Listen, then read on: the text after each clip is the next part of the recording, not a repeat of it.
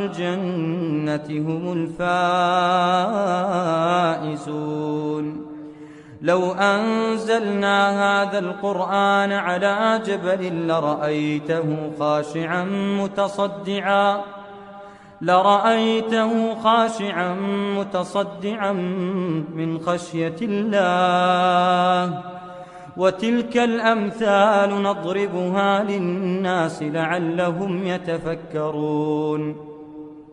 هو الله الذي لا إله إلا هو عالم الغيب والشهادة، هو الرحمن الرحيم.